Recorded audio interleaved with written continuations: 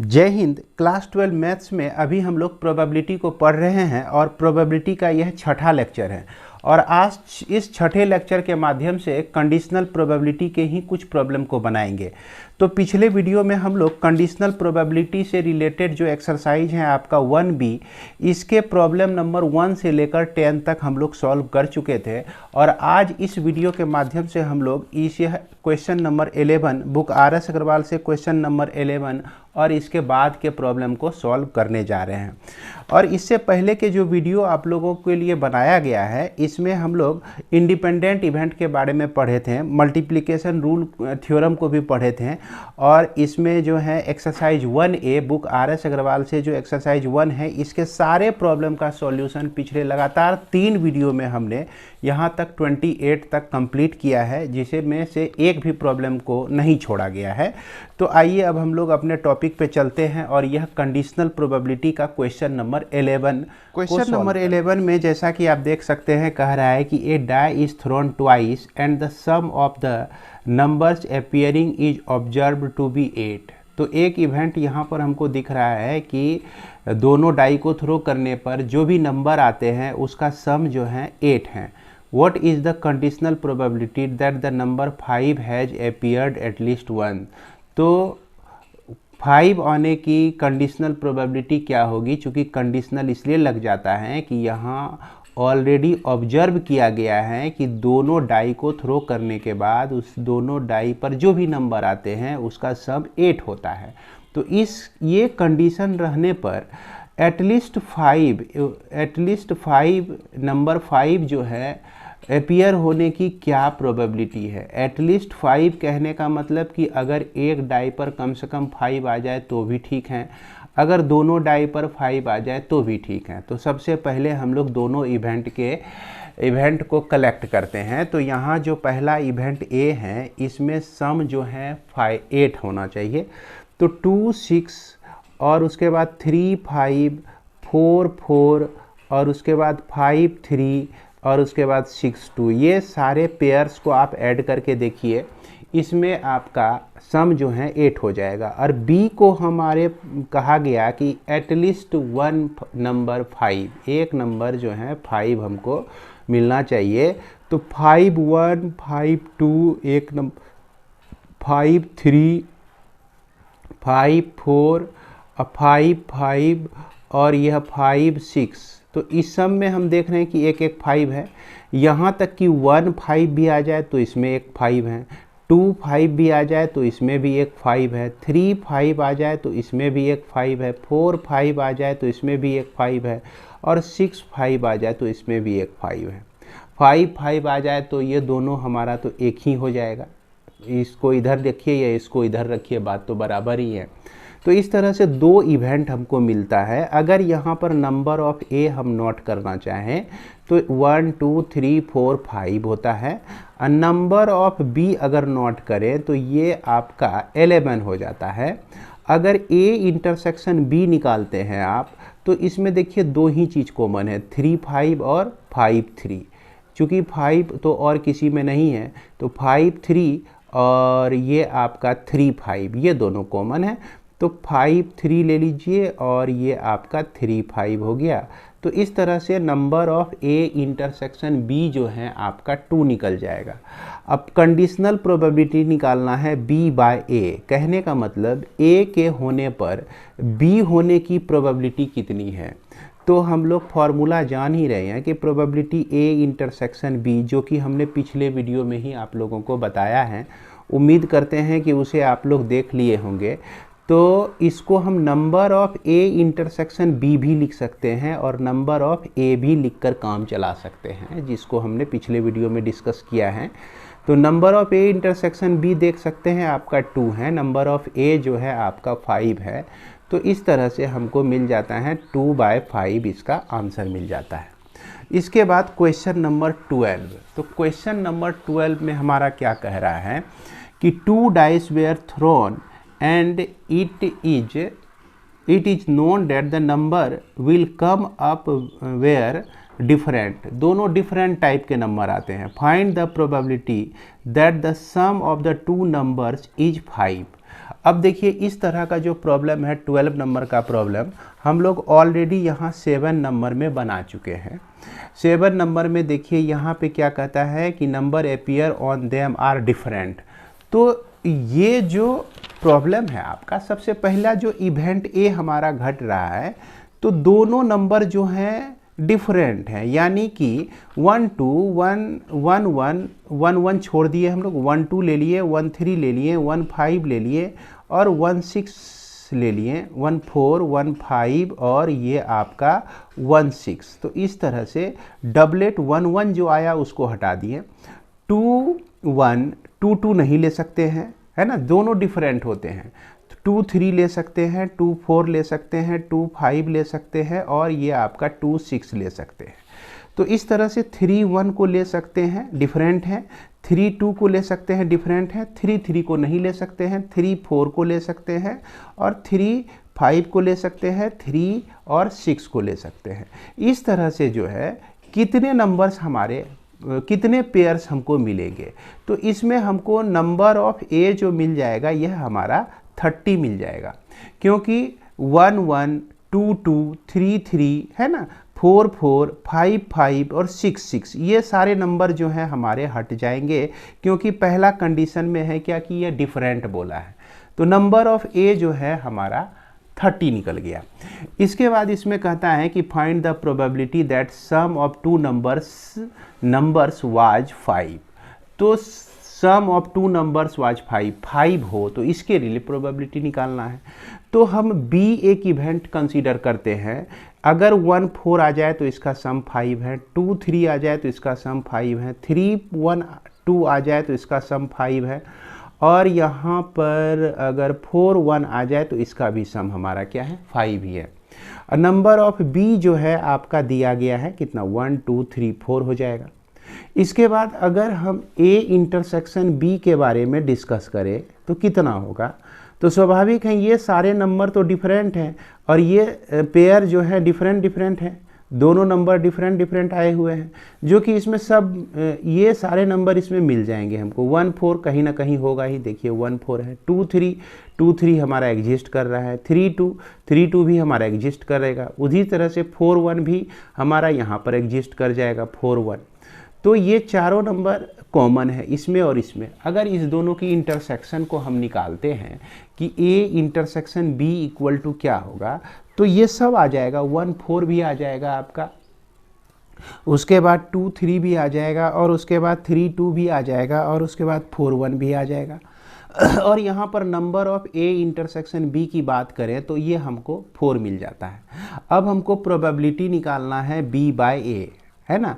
अगर number different आता है तो उसमें जो दो नंबर का सम 5 ही होगा, इसकी प्रोबेबिलिटी क्या है, कंडीशनल प्रोबेबिलिटी। तो पी ए इंटरसेक्शन बी तो लिखेंगे ही और ये पी ए लिख देंगे हम लोग। इसी को number of A intersection B लिख सकते हैं, बाय नंबर ऑफ ए भी लिख सकते हैं हम लोग। अब देखिए ये हमको 4 मिला हुआ है और यहाँ नंबर ऑफ ए जो है हमारा 30 है, तो 2 बाय क्या हो जाएगा, 15 हमारा आंसर हो जाएगा। 2 बाय 15 हमारा क्या हो जाएगा, आंसर हो जाएगा। उसके बाद क्वेश्चन नंबर 13। क्वेश्चन नंबर 13 में देखिए क्या कह रहा है कि the probability that a student selected at random from a class will pass in Hindi is 4 by 5। The probability that he pass in Hindi and English is 1 by 2। तो इसको नोट कीजिए। तो वह जो है हिंदी में पास होने की प्रोबेबिलिटी जो है उसकी ये दिया गया है 4 बाय 5, बुक आप देख रहे होंगे, और हिंदी और इंग्लिश में पास होने की प्रोबेबिलिटी जो है 1 बाय 2 है। क्लियर है। अब यहाँ पर क्या पूछता है, ध्यान से समझना है। What is the probability that he will pass in English if it is known that he has passed in Hindi. अगर यह पता हो कि वह हिंदी में पास हैं तो इंग्लिश में पास होने की प्रोबेबिलिटी क्या है, तो ये आपका कंडीशनल प्रोबेबिलिटी हो गया कि इंग्लिश में, हिंदी में वह पहले से पास हो तो इंग्लिश में भी पास होने की प्रोबेबिलिटी क्या है। तो यहाँ पर प्रोबेबिलिटी निकालना है इंग्लिश में पास होने की प्रोबेबिलिटी, जबकि कंडीशन ये है कि हिंदी में वह ऑलरेडी पास है। स्वाभाविक है कि इस तरह के इसको हम लोग ई इंटरसेक्शन एच लिखेंगे बाय प्रोबेबिलिटी ऑफ एच लिखेंगे। इसमें दोनों कुछ हमको मालूम है, यहाँ पर हाफ पता है ये, और पी एच का वैल्यू 4/5 पता है, तो 1/2 इंटू 5/4 कर देंगे तो 5/8 आपका निकल जाएगा। क्लियर है, बहुत ही आसान सा प्रॉब्लम है। उसके बाद नंबर आते हैं 14 पर। तो 14 नंबर में हमारा क्या कहता है, a coin is tossed then a die thrown, find the probability of obtaining a 6 given that a head comes up. तो यहाँ पर क्या कहता है, जैसा ये 14 नंबर प्रॉब्लम जिस तरह से है उसी तरह से ये आपका क्वेश्चन नंबर आपका संभवतः 6 भी है। A pair of dice is throne A coin and, माफ करेंगे, क्वेश्चन नंबर 8, क्वेश्चन नंबर 8 भी उसी तरह का है। इसमें क्या कहता है कि एक 4 आने की प्रोबेबिलिटी क्या है, और इसमें खाली ये कहा गया कि ए 6 आने की प्रोबेबिलिटी क्या है। तो coin is tossed and then die is thrown. अगर पहले क्वाइन को हम टॉस करते हैं तो उसमें हेज या टेल आने की प्रोबेबिलिटी होती है, और तब हम डाई को थ्रो करते हैं तो उसमें 1 2 3 4 5 और 6 ये सारे नंबर्स हमारे आ सकते हैं। तो पहले तो इसको थ्रो किया गया, फिर इसके बाद इसको थ्रो किया गया। तो सैंपल स्पेस अगर हम सोचें तो H1 पहले क्वाइन फिर डाई, H1 भी आ सकता है, H2 भी आ सकता है भैया, पहले हेड आया फिर 2 आ गया, फिर H3 भी, H4 भी आ सकता है, H5 भी आ सकता है, H6 भी आ सकता है, और उसके बाद टेल 1 भी आ सकता है, टेल 2 भी आ सकता है, टेल 3, टेल 4 और टेल 5 और टेल 6, है ना। सबको हम लोग इन्वर्टेड कोमा से अलग अलग कर देंगे, है ना, कोमा से क्या कर देंगे, सबको अलग अलग कर देंगे। इसको तो कर ही सकते हैं आप, ओके। अब इसमें क्या कहता है कि एक 4 आने की प्रोबेबिलिटी कितनी है, सॉरी एक 6 आने की प्रोबेबिलिटी कितनी है, given that head comes up. Head जो है हमारा ऊपर में आता है, तो एक इवेंट तो हमारा ए जो हो गया head comes up, H1 H2 H3 H4 और H5 और H6, ये हेड आने की प्रोबेबिलिटी। इसमें नंबर ऑफ ए अगर ढूंढे तो 6 आ जाएगा। अब यहाँ बी जो मांग रहा है, कह रहा है कि एक 6 आने की प्रोबेबिलिटी, तो 6 तो H6 भी आ जाएगा तो बी के अंदर आएगा, T6 भी आ जाएगा तो बी के अंदर ही आएगा। ये दूसरा कंडीशन कह रहा है 6 आने की, एक 6 आने की प्रोबेबिलिटी। लेकिन यहाँ कंडीशनल है। कंडीशनल क्या है, एक कंडीशन लागू है। अगर हम ए इंटरसेक्शन बी को निकाल लें तो इसमें हमको सिर्फ H6 एक नंबर मिलता है, number of A intersection B जो है हमको 1 मिल जाता है। अब प्रोबेबिलिटी हमको निकालना है बी ए, कंडीशन लग गया इसमें ए के होने पर बी के होने का चांस कितना है। तो भैया पी बी इंटरसेक्शन ए तो करेंगे ही, और प्रोबेबिलिटी ऑफ ए से हम इसको डिवाइड कर देंगे। अब बी इंटरसेक्शन ए का वैल्यू हमको 1 मिला हुआ है और पी ए का जो वैल्यू है हमको 6 मिला हुआ है, तो यही 1/6 इसका आंसर। हमारा क्वेश्चन नंबर 15 है। इसमें क्या कहता है कि the probability that certain person will buy a shirt 0.2, the probability that he will buy a coat 0.3, okay. And यहाँ तक तो हम लोग को समझ में आ रहा है कि शर्ट की प्रोबेबिलिटी जो है, शर्ट खरीदने की प्रोबेबिलिटी 0.2 है और कोट खरीदने की प्रोबेबिलिटी 0.3 है। The probability that he will buy a shirt given that he buy a coat. अब यहाँ पर प्रोबेबिलिटी कहता है कि वह एक शर्ट खरीदेगा जबकि ऑलरेडी वह कोट को खरीद चुका है। कंडीशन क्या लगा है, कोट को खरीद चुका है, इसकी प्रोबेबिलिटी 0.4 है। Find the probability that he will buy both the shirt and coat. तो यहाँ पर देखिए, यहाँ पर समझिएगा कि आपको जो है दिया गया कि शर्ट खरीदने की प्रोबेबिलिटी जबकि वह कोट को ऑलरेडी खरीद चुका है, इसकी प्रोबेबिलिटी आपका 0.4 है। यहीं पे समझने में थोड़ी दिक्कत हो जाती है। अब कहता है कि प्रोबेबिलिटी आपको निकालना है शर्ट भी खरीदे और वह कोट भी, दोनों चीज़ खरीदे, इसकी प्रोबेबिलिटी क्या होगी? तो इसकी प्रोबेबिलिटी निकालने के लिए हम लोग क्या करेंगे, PS/C को मल्टीप्लाई कर देंगे PC से। चूँकि हम लोग जानते हैं PS/C अगर हमको निकालना है तो हम लिखते हैं PS∩C, अब बाय PC लिखते हैं। अब ये PC इसके साथ मल्टीप्लाई हो गया, PS/C है इंटू PC है इक्वल टू PS∩C है आपका, तो इसलिए हमने इसको इतना लिखा जो कि इतने के बराबर है। अब PS/C का वैल्यू 0.4 है आपका और यह PC का वैल्यू 0.3 है, यह 0.12 हो जाएगा, यही आपका क्या हो जाएगा, आंसर हो जाएगा। इसके बाद question number 16, there is a box containing 30 bulbs of which 5 are defective. If 2 bulbs chosen as random from the box in succession without replacing the first, what is the probability that both bulbs are defective? तो यहाँ पर 30 bulb है आपका जिसमें 5 defective है। तो सबसे पहले हम लोग यहाँ पर ये निकालेंगे, इसको जो है हम लोग इस तरह से बना सकते हैं, दूसरे तरीके से भी बना सकते हैं। ये 30 बल्ब्स हैं आपका और ऑफ विच 5 इज डिफेक्टिव है। अब हम लोग को प्रोबेबिलिटी निकालना है। क्या प्रोबेबिलिटी निकालना है कि getting first defective ball, getting first defective bulb. तो पहला बल्ब जब हम निकालते हैं, एक बल्ब हम निकालें, 30 बल्ब में से एक बल्ब को निकालें, तो इसको डिफेक्टिव होने का चांस क्या है, 5/30 है। अब देखा जाए कि अगर हमारा एक बल्ब जो है निकाल लिया गया, डिफेक्टिव निकाल गया, तो रिमेनिंग डिफेक्टिव बल्ब कितना बच गया, डिफेक्टिव बल्ब जो है 4 हमारा हो गया, और उसके बाद टोटल बल्ब जो हो गया ये आपका 29 हो गया।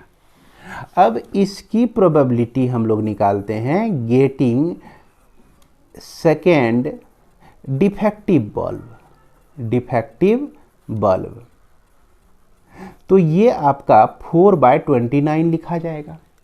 अब जैसे देखिए ये दोनों जो इवेंट हैं आपका, दोनों इवेंट जो हैं इंडिपेंडेंट इवेंट है। क्यों भैया, क्योंकि यहाँ दूसरे कंडीशन में जो हम लिए हुए हैं, पहले कंडीशन को माइनस करके लिए हुए हैं। ये जो घटना घट रही है आपका 30 बल्ब में और 5 डिफेक्टिव में घट रही हैं, और यहाँ जो हम लोग ये जो घटनाएं घट रही हैं 29 बल्ब और 4 डिफेक्टिव लेके चल रहा है, तो ये एक दूसरे को प्रभावित नहीं करती हैं, ये इंडिपेंडेंटली आपका अलग हो गया, और ये भी जो है स्वतंत्र रूप से दूसरी बार घटित होता है। तो ऐसे कंडीशन में दोनों ही बल्ब जो है हमारा डिफेक्टिव हो, तो ये हम क्या लिख सकते हैं, PA/PB लिख सकते हैं। तो इस तरह से भी हम लोग इसको सॉल्व कर सकते हैं। यहाँ पर हम 4/5/30 को मल्टीप्लाई कर देंगे 4/29 को 9 से, तो ये 2 बार में, ये 15 बार में, तो यहाँ पर आपका 5×3=15, तो ये आपका 2/87 हो जाता है। तो इसको हम लोग इस तरह से भी बना सकते हैं। इसके बाद हम लोग चलते हैं क्वेश्चन नंबर 17 में। तो 17 में क्या कहता है कि एक card is drawn from the well shuffled deck of 52 cards without replacing this card. A second card is drawn, find the probability that the first card is club and the second card is spread. तो ठीक उसी तरह से इसको भी हम लोग बना सकते हैं, दोनों को इंडिपेंडेंट करके। जैसे देखिए 52 कार्ड्स में हमने कौन सा कार्ड को पहले निकाला, a card is drawn from the well shuffled 52 cards without replacing this card, the second card is drawn, find the probability that the first card is club. तो पहला कार्ड हमारा क्लब है, दूसरा कार्ड जो है हमारा स्पेड है। अब यहाँ पर देखिए नंबर ऑफ कार्ड्स जो होते हैं, टोटल नंबर ऑफ कार्ड्स, तो नंबर ऑफ सैंपल स्पेस हमको 52 मिल जाएगा। नंबर ऑफ कार्ड्स ये हो गया आपका 17 नंबर में। उसके बाद हमको प्रोबेबिलिटी निकालना है सबसे पहले क्लब के लिए, है ना। तो हम लोग जानते हैं कि क्लब जो होता है 13 होता है, और 13 में हमारा क्या कहते हैं, टोटल 52 कार्ड्स होते हैं। तो क्लब के आने की प्रोबेबिलिटी 13/52 हो गया। अब हमारे पास जब एक कार्ड को हम निकाल लेते हैं तो हमारे पास जो है रिमेनिंग कितने कार्ड बच जाते हैं, रिमेनिंग कार्ड्स जो है हमारा 51 बच जाता है। और इसमें एक क्लब हमारा निकल चुका है जिसकी प्रोबेबिलिटी हम लोग निकाल चुके हैं। अब स्पेड की प्रोबेबिलिटी कितनी होगी, तो स्पेड जो है आपका प्रोबेबिलिटी स्पेड का निकालना है, तो स्पेड्स तो हमारा 13 ही है और कार्ड हमारा कितना बच गया है, 51 बचा हुआ है। तो अब देखिए ये दोनों जो इवेंट हो गए ये आपका इंडिपेंडेंट के श्रेणी में आ जाता है, ये एक दूसरे पर डिपेंडेंट नहीं है। अब इस कंडीशन में अगर क्लब और इंटरसेक्शन स्पेड्स हम लोग निकालेंगे तो सिंपल है, दोनों को मल्टीप्लाई कर देंगे, पी क्लब और इनटू प्रोबेबिलिटी ऑफ स्पेड्स कर देंगे, तो ये आपका 13/52 इंटू 13/51 हो जाएगा। अब इसको मल्टीप्लाई कर दीजिए, आपका कटा दीजिए, 13 से 52 4 बार में कट जाएगा और ये आपका 13/100 204 हो जाएगा। यही आपका आंसर हो जाएगा। तो कुछ ऐसे प्रॉब्लम है जिसको इंडिपेंडेंट बनाकर भी आप सॉल्व कर सकते हैं, जो कि बहुत ही आसान आपको पड़ेगा। इसके बाद क्वेश्चन नंबर 18 हम लोग देखते हैं। क्वेश्चन नंबर 18 में देखिए क्या कह रहा है कि 2 coins are tossed, what is the probability of coming up of the 2 head if it is known that at least 1 head comes up. तो ये 18 नंबर का जो प्रॉब्लम है ये ठीक आपका पिछले 1 से 10 तक आप 9 नंबर का देखिए, दोनों सेम है। ये 9 नंबर एक्सरसाइज 1 का 9 नंबर और ये आपका क्या कहते हैं 18 नंबर, दोनों सेम है। तो पिछले वीडियो में हमने इसको बता दिया है, आप पिछले वीडियो को भी देख सकते हैं, ज़्यादा वक्त आपका नहीं लगेगा। अगर आपसे नहीं बनता है तो चलते हैं हम लोग क्वेश्चन नंबर। इसके बाद क्वेश्चन नंबर 19 में देख सकते हैं 2 marbles are drawn successively from a box containing 3 black and 4 white marbles. Find the probability that the both the marbles are black if the first marble is not replaced before the second drawing. तो यहाँ पर ये हम लोग note करते हैं question number 19 में कि 3 ब्लैक मार्बल हो गया और 4 वाइट मार्बल हो गया। क्लियर है। तो फर्स्ट ड्रॉ जो करते हैं हम लोग, तो वहाँ पर हमको गेटिंग ए ब्लैक मार्बल है ना। तो ब्लैक मार्बल पाने के लिए हमारा 3 ब्लैक हैं और टोटल जो है नंबर 7 मार्बल है, हमको 4 + 3 जो है 7 है, तो 3/7 हो जाता है। अब इसके बाद प्रोबेबिलिटी हम लोग निकालते हैं getting a black marble in second draw, है ना। इफ फर्स्ट ड्रॉ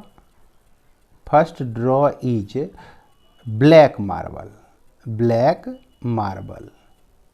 तो अब देखिए यहाँ वही कंडीशन हो जाता है कि ये आपका मान लीजिए इवेंट ए है और ये इवेंट आपका बी है। क्लियर है। हालांकि अगर इस तरह से आप लिखते हैं तो प्रोबेबिलिटी ऑफ बी बाय हम लोग ए लिखेंगे, इसको बी नहीं लिखेंगे। यानी कि पहला इवेंट होने पर दूसरा इवेंट जो कि ब्लैक ही मार्बल निकालना है, इसके होने का क्या चांस है। तो हम देख रहे हैं कि ऑलरेडी 3 मार्बल में से 1 मार्बल तो पहले ही ड्रॉ में निकल चुका है, तो 2 ही मार्बल हमारा ब्लैक बचा हुआ है और नंबर ऑफ मार्बल्स अब कितना है 6 है और यहाँ पर विदाउट रिप्लेसमेंट हो रहा है। तो इस तरह से हम PA इंटू PBA लिख कर भी हम लोग निकाल सकते हैं, probability of A intersection B का निकाल सकते हैं। और इसको इंडिपेंडेंट इवेंट अगर समझें तो PA इंटू PB करेंगे और इसको स्वतंत्र रूप से हम लोग PB लिखेंगे, जैसा कि पिछले 2 प्रॉब्लम में हम लोग बनाए। अब चूंकि इसी फॉर्मूला का उपयोग कर रहे हैं तो हम लोग इस फॉर्मूला को भी उपयोग कर सकते हैं।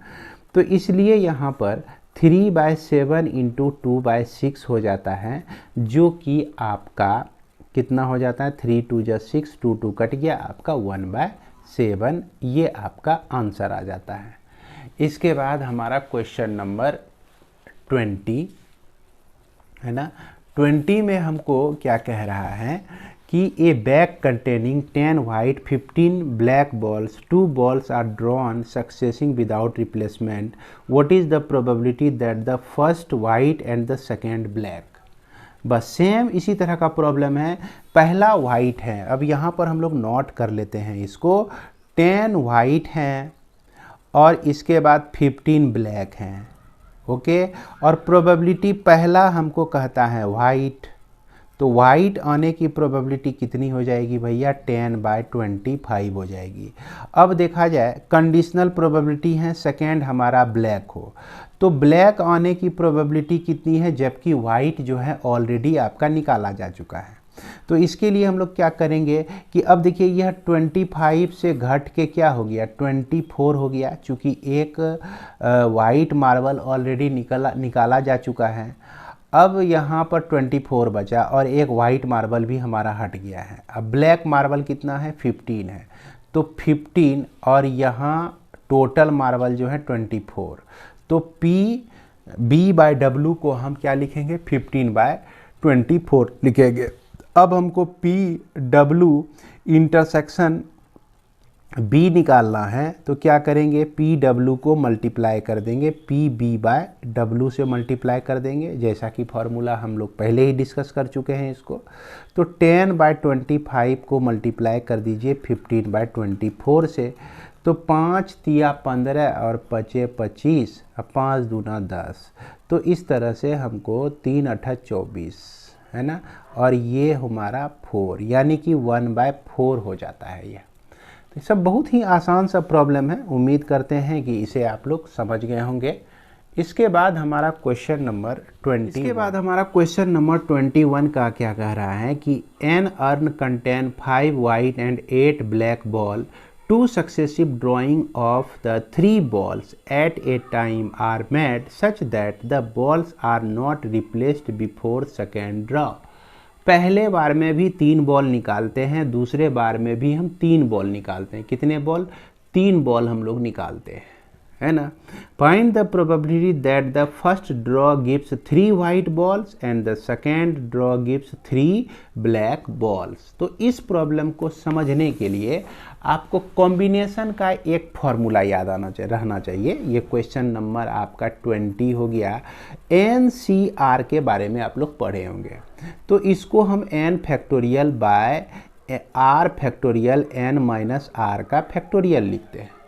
अब आपको इस शॉर्ट में हम बताए होंगे, निश्चित रूप से कॉम्बिनेशन पढ़े होंगे। तो मान लीजिए कि 20C3 को हम लोग को लिखना है, तो इसको शॉर्ट में 20 इंटू 19 इंटू 18 इस तरह से लिखते हैं। 3 है नीचे, तो 3 बार हम खोल के लिख दिए, और 3 इंटू 2 इंटू 1 लिख दिए, तो ये हो गया 20C3।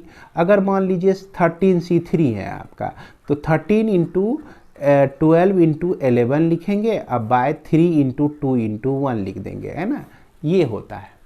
अब यहाँ पर 5 वाइट बॉल हैं आपका और 8 जो है ब्लैक बॉल हैं, तो टोटल आपका कितना बॉल हो गया, यह 13 बॉल हो गया। और 13 बॉल में से 3 बॉल हम लोग ड्रॉ करते हैं, एक बार में 3 बॉल ड्रॉ करते हैं, तो 3 बॉल का कितना ग्रुप होगा इसमें, इसको हम लोग अगर देखें तो ये नंबर ऑफ सैंपल स्पेस दे देगा 13/13C3 आपको दे देगा, जिसको हम लोग इस तरह से एक्सप्रेस कर सकते हैं। अब पहला कंडीशन है क्या कि 3 वाइट बॉल्स आर ड्रॉन, है ना। तो 3 वाइट बॉल को निकालते हैं हम लोग। तो इसके लिए प्रोबेबिलिटी जो है क्या होगी, इस पर हम लोग विचार करते हैं। तो 3 वाइट बॉल जो निकाला जा रहा है तो 5 वाइट बॉल में ही, तो इसके लिए जो है इवेंट हमारा 5C3 हो जाता है, और इसके लिए जो है हमारा सैंपल स्पेस 13C3 हो जाता है। और प्रोबेबिलिटी हमको निकालनी है ई का, है ना, ये माफ करेंगे n लीजिए यहाँ पर, number of sample space, probability E निकालना है तो number of E by number of S लिखेंगे हम लोग, जो कि 5C3 बाय 13C3 आपको मिला हुआ है। इसको हम लोग सॉल्व करते हैं तो 5 × 4 × 3 लिखेंगे, 3 × 2 × 1 लिखेंगे, इसको लिखेंगे 13 × 12 × 11 लिखेंगे, बाय 3 × 2 × 1 लिखेंगे। ये तो आपका कट जाएगा, 4 3 × 12, 12 कट गया, तो इस तरह से 5/143 आपका मिल जाएगा। अब प्रोबेबिलिटी हमको सोचनी है कि 3 ब्लैक बॉल है ना, when 3 वाइट बॉल है ना बी ड्रॉन, ऑलरेडी ड्रॉ किया जा चुका है। अब यहाँ पर सबसे पहली बात है कि 3 बॉल तो हमारा निकल गया है, तो 3 बॉल निकल गया है तो 13 में 3 बॉल हमारा माइनस हो गया है, तो 10 बॉल्स जो है हमारे पास बचा हुआ है। क्लियर है। और 10 बॉल में हम देख रहे हैं क्या कि 8 ब्लैक बॉल हैं, और 8 में से हमको 3 बॉल जो हैं ड्रॉ करना है। समझिएगा इस बात को। तो इसके लिए नंबर ऑफ E2 जो हैं 8 बॉल में 3 बॉल का ग्रुप हमको बनाना है, तो इसको हम लोग क्या लिख सकते हैं, 8C3 लिख सकते हैं भैया। अब यह जो 3 बॉल निकाला गया है तो 10 ही बॉल न बचे हुए हैं, तो इस कंडीशन के लिए सैंपल स्पेस जो है हमारा क्या हो जाएगा, 10C3 हो जाएगा। अब कंडीशनल प्रोबेबिलिटी हमको निकालना है कि E2 बाय E1, चूँकि E1 जो है ये E1 मान लेते हैं, E1 जो है ऑलरेडी हैपेंड है, जिसको हम लोग लिख सकते हैं 8CNE2 bye number of S, जो कि ये हमको मिला हुआ है 8C3 बाय 10C3 लिख सकते हैं। इसको सॉल्व कर देते हैं, 8 × 7 × 6 बाय 3 × 2 × 1, 10 × 9 × 8 बाय 3 × 2 × 1। ये 3 × 2 × 1 कट जाते हैं। इसके बाद हम देखते हैं कि कहाँ से ये कट रहा है, 8 तो आपका कट गया, फिर उसके बाद 3 दूना 6, 3 तिया 9, है ना। अब फिर 2 से यह 5 बार में कट जाएगा, तो ये आपको मिल जाएगा 7/15 मिल जाएगा। क्या मिल जाएगा, 7/15 मिल जाएगा। अब हमको निकालना है probability of E1 intersection E2, दोनों इवेंट होने की प्रोबेबिलिटी। तो प्रोबेबिलिटी E1 × लिख देंगे, probability of E2 bye E1 लिख देंगे, और यहाँ पर एक मिला हुआ है 5/143 × 7/15। इस दोनों को मल्टीप्लाई कर दीजिए, यहाँ पर 5 3 × 15 3 बार में कट गया, और यह 7 बाय इस दोनों को मल्टीप्लाई करते हैं तो 429 हो जाता है। तो यही आपका आंसर। हमारा क्वेश्चन नंबर 22, एक bag contains 17 ticket number from 1 to 17। 1 से लेकर 17 तक का नंबर एक टिकट में है। A ticket is drawn and then another ticket is drawn without replacing the first. Find the probability that both the ticket में show even number. अब देखिए, जिस तरह से आप इधर वाले प्रॉब्लम को बनाए हैं सेम उसी तरह का यह भी प्रॉब्लम है आपका। इसमें सबसे पहला टिकट जो हम लोग निकालते हैं, यहाँ पर ध्यान देना है कि 1 से लेकर 17 तक लिखा हुआ है, तो नंबर ऑफ एस जो है आपका 17 हो गया। अब इसमें कहता है कि इवन, तो 2 4 6 8 10 और 12 और 14 और 16 ये आपका इवन हो गया। और हमको जो फर्स्ट टिकट हम ड्रॉ करते हैं, फर्स्ट टिकट जो ड्रॉ करते हैं, तो वो हमारा इवन आना चाहिए। तो इसकी प्रोबेबिलिटी कितनी हो जाएगी, तो यहाँ 1 2 3 4 5 6 7 8, तो यह 8/17 हो जाएगा। अब इसके बाद मान लीजिए कि यह PA है आपका। अब प्रोबेबिलिटी B का निकालना है, जबकि A ऑलरेडी हैपेंड है और B भी हमारा क्या हो कि सेकेंड ड्रॉ में टिकट जो है हमको इवन ही मिले। तो इसको हम लोग लिख सकते हैं कि probability drawing second ticket even when first ticket is even he हो। तो इस स्थिति में अब देखिए सेकेंड टिकट को ड्रॉ करने के लिए क्या कोई इवन नंबर बच गया। पहले तो हमारा 8 था, अब बच गया 7, और टिकट पहले 17 था, अब बच गया हमारा 16, तो 7/16 हो जाएगा। अब आपको निकालना है probability of A intersection B। तो हम क्या करेंगे, दोनों को मल्टीप्लाई कर देंगे। 8/17 इंटू 7/16, 8 दूना 16 और यह 7/34 हो जाएगा। तो बहुत आसान सा प्रॉब्लम है, कोई खास भारी में हमारा क्वेश्चन नंबर 23, जिसको हम लोग ध्यान से समझेंगे। 2 integers are selected at random from integers 1 through 11। If the sum is even, अगर सम इवन होता है, ये कंडीशन है। Find the probability that both the number selected are odd. तो ऑड होने की प्रोबेबिलिटी क्या होगी अगर सम आपस में इवन होते हैं, हमेशा इवन ही आते हैं। तो यहाँ पर देखिए कि हम लोग जो हैं इसमें 1 से लेकर 11 तक का नंबर हम लोग लिए हुए हैं, और इसमें 2 इवेंट की कल्पना करते हैं कि एक तो event of choosing the both odd number, जिसको हम लोग को निकालना है, और ऐसा कंडीशन है क्या कि sum of chosen number is even. जब हम दोनों नंबर को चूज करते हैं, कोई भी 2 नंबर, चाहे ऑड 2 नंबर लें चाहे इवन 2 नंबर लें, उसका सम जो है ऑलवेज आपका इवन होता है। अब यहाँ पर देखा जाए कि 1 से लेकर 11 तक नंबर हैं, इसमें 2 4 6 8 10, ये 5 आपका इवन नंबर है, और 1 3 5 और 7 और 9 और 11, ये 6 जो है ऑड नंबर है। अब चाहे 2 ऑड नंबर हो तो भी उसका सम इवन ही होता है। जैसे 5 और 7 2 ऑड नंबर को ऐड कर दिए तो भी इसका सम इवन ही होगा, और 2 इवन नंबर को भी सम कर दिए तो भी यह आपका क्या होगा, इवन ही होगा। तो ये बी में ये सारा इवेंट शामिल है, ये दोनों इवेंट शामिल है। दोनों में से 2 का सिलेक्शन, इससे 2 सेलेक्ट हो जाए या इससे 2 सेलेक्ट हो जाए, हमेशा आपका क्या होगा, वो इवन ही होगा। और ए क्या है, event of choosing both odd numbers, तो दोनों जो है ऑड नंबर ही मिले।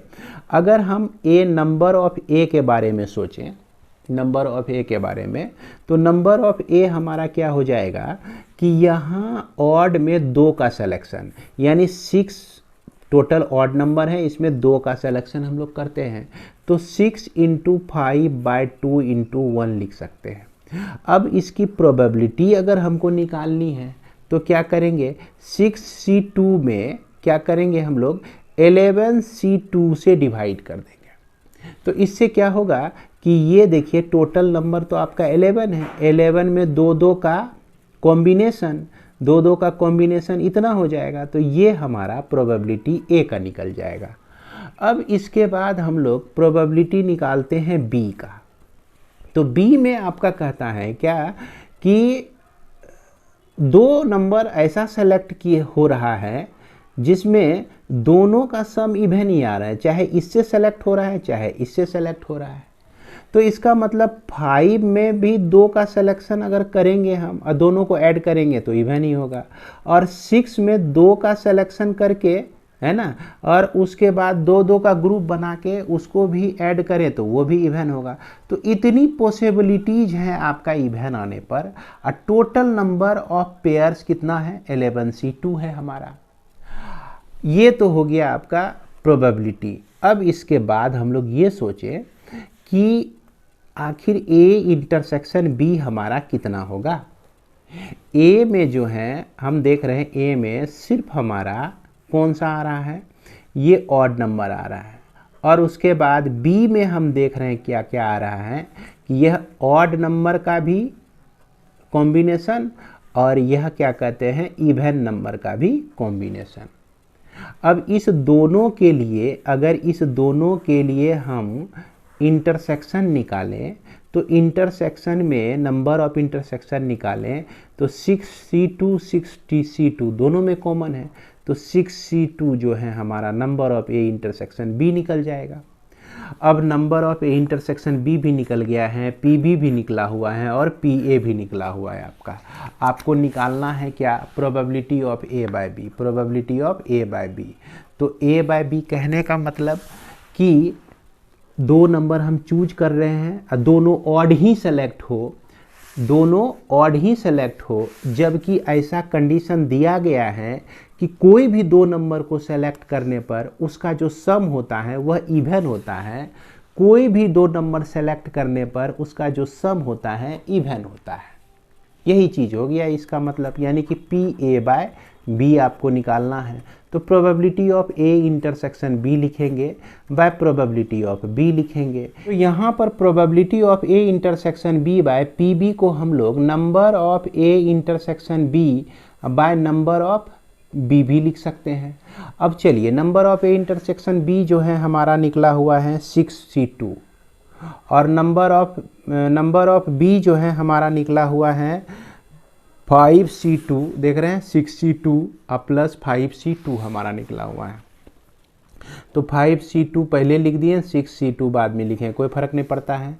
अब 6 × 5 बाय 2 × 1 लिखेंगे और इसको 5 × 4 बाय 2 × 1 लिखेंगे और उसके बाद 6 × 5 बाय 2 × 1 लिखेंगे। 2 × 1 2 × 1 सब में कॉमन है, नीचे कॉमन है, हट जाएगा। तो 6 × 5 बाय 4 पंचे 20 प्लस 6 पंचे 30, ये 30 बाय क्या हो जाएगा, 50 हो जाएगा, जो कि 3/5 निकल जाएगा। उम्मीद करते हैं कि इसे आप लोग समझ गए होंगे। अगर समझदारी में दिक्कतदारी रह गई होगी तो कमेंट के माध्यम से ज़रूर बताइएगा। 10% समझे या 20% समझे या 30% समझे या 40% समझे या 50% समझे या 100% समझे। अगर ये 50 से नीचे रहा तो मैं फिर से कोशिश करूँगा कि समय मिलने पर इन सारे प्रॉब्लम को फिर से बताऊं। इसी के साथ मैं इस वीडियो को विराम देता हूं। मिलता हूं मैं नेक्स्ट वीडियो में। जय हिंद, जय भारत।